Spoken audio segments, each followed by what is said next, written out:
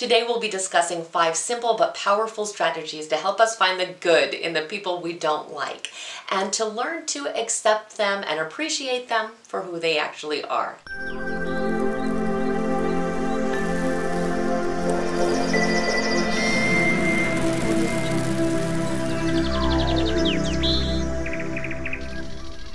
Hey everyone, welcome back. If you're new here, my name's Nina. I'm a life transformation coach, and here at this channel we talk all about our emotional well-being, understanding our own psychology, and leading our best life possible. So if you aren't already a subscriber, please go ahead and become one. We definitely want you to stay connected.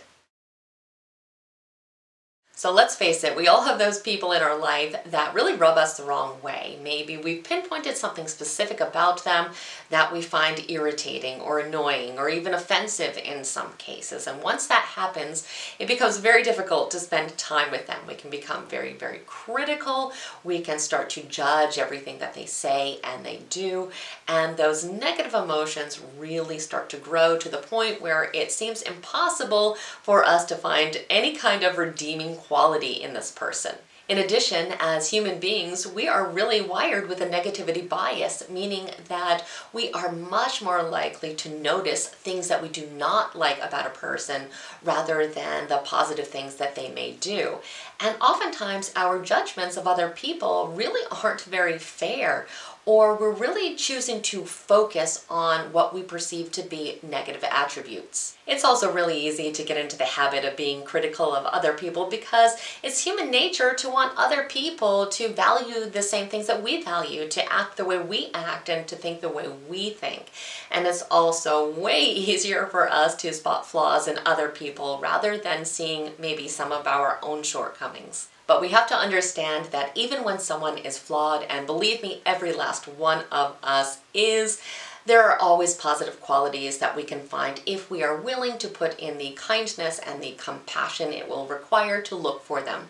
And when we get into the habit of finding the good in people, it leads to so many positive consequences, not just being able to more easily spend time with that person, but it lowers our own stress levels and it also leads to enhanced happiness in our own life. And I know you're probably thinking this sounds a lot easier to say than to actually do, but believe me, once we really start to shift our mindset and to adopt this practice and this habit, our world is going to become a lot less negative overall. We're not only going to start to find and seek out the good in other people, but also in life in general. So let's talk about 5 different strategies to help us along that path. The first thing that we can do is to separate the person from their behavior. We have to understand underneath someone's behavior or their habits, a lot of times there is suffering, and there's also a lot of conditioning that happens to make someone behave the way they do. This is not always a choice that they actively make. If you think about it, there's usually a specific attribute or an aspect of a person that we're choosing to focus on that we don't like. So instead of really just getting riled up about it, we can really think about what the motivation might be for that behavior. So for example, if we have a coworker that is very needy and she is very attention seeking, and that's something that we can find very irritating a lot of times, instead of just making that judgment about her, we can stop for a moment and really view her through a lens of compassion and think, you know, she has a motivation for why she is acting this way. There's a reason why she behaves this way. Maybe she had a difficult childhood. Maybe she suffers from low self-esteem. There's any number of issues that could be happening, and we will never know specifically what those are, but it can really, really change our perspective if we can remember that there's always a reason why people act the way they do. The second thing we can do is to take responsibility for any of our own actions that could have contributed to us viewing them this way.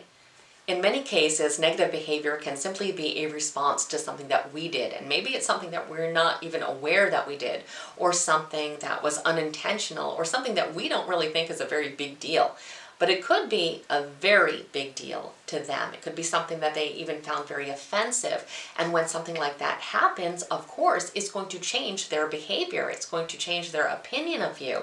And that's going to make them act in a way that could be very, very undesirable. So in these cases, we want to just search our heart and see if there's anything that we could have unintentionally done, or something even we know that we have done to hurt someone's feelings or to harm them in some way, and we want to go ahead and bring it up to them, apologize if it's necessary, kind of clear the air, because once we do that, that's going to help them see us in a more positive light, which will change their behavior and make it a lot easier for us to see the more positive attributes that they have.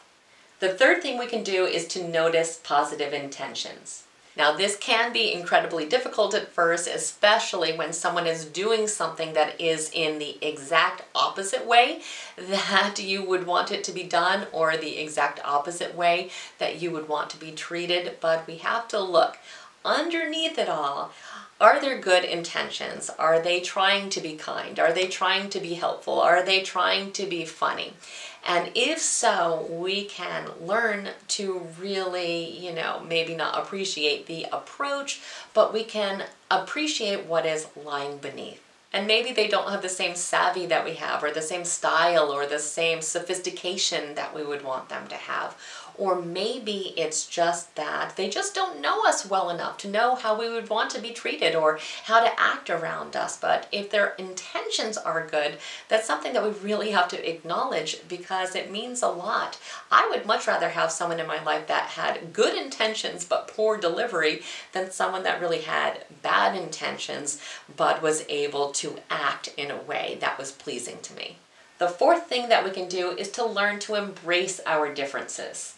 Research clearly shows us that we tend to like people more when they are similar to us, when they have commonalities with us. So maybe that's going to be their hobbies, maybe it's going to be how they look, or how they dress, or how they talk, or what their political views are, or what their religion might be. So when we find this commonality, when we find this similarity, we're going to be much more accepting of these people, even when they do things that we would normally find irritating or annoying. We're going to be much more accepting of when they have that behavior than when someone is different than we are. So we have to just kind of break through that judgment and understand that we can't really look through the lens of wanting people to behave or act or think in the same way that we do, because we are all different, and that's something that should be celebrated.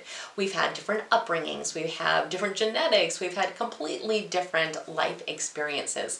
So we are all going to have different perceptions and perspectives, and that's something that we can really gain from, instead of always being in that bubble of being around people that are exactly the way that we are. And the fifth thing is to objectively look for positive traits. Now, once we've decided that we don't like someone, it is extremely hard for us to notice anything good about that person. We have blinders on. We're going to actually block out anything that we do find positive about them, because we've already made that negative decision about them. But we have to understand that our judgments of people are always a choice. We can choose to perceive things in a different way, we can choose to reframe things, and we can choose to seek out the good. So sometimes it can be challenging when we have already decided that in one aspect of their personality or in their life, we really can't find something good. So sometimes we have to kind of think outside of the box, and we can look to different attributes. So maybe you don't like this person that you know because you think they are rude or they are short with you, but maybe if you stop to think about it, you can notice, well, he's a great dad, or he's a great athlete, or maybe he has this wonderful virtue that is hard to deny. And you can really start to kind of make it a game to always, when you look at people, try to find the good in them, because it is always there. None of us are perfect. We all have many, many negative attributes, but we all have very, very many positive attributes. And it all depends on what we choose to focus on. What we focus on in our life expands. So we can choose to constantly see the negative in other people and to be critical of them, or we can choose to see the light in them. We can choose to see the good in people, and that's going to shift our entire paradigm when we do this, because our life and the people around us are suddenly going to seem a lot better. And it's not them that has changed, and it's not life that has changed. What we've changed is what we can control, and that is our perspective. We are always going to have people in our life that aren't our favorite. It's normal to have preferences. It's not that we want to view everyone in the same way, but we can change and shift how we view people as a whole. So once we get into the habit of finding those good virtues in other people, their good positive traits and their characteristics, it's just going to help us view the world again in such a more positive light, which is going to help us be a lot less stressed out, a lot more relaxed when we have interactions with other people, and a lot more happier overall. So I truly hope this video was helpful to you. If it was, please like it, share it with someone else who may need to hear this exact same message today. Also, do become a subscriber if you aren't one already. We definitely want you to stay connected, and I thank you so much for spending time with me today. Have an absolutely amazing day.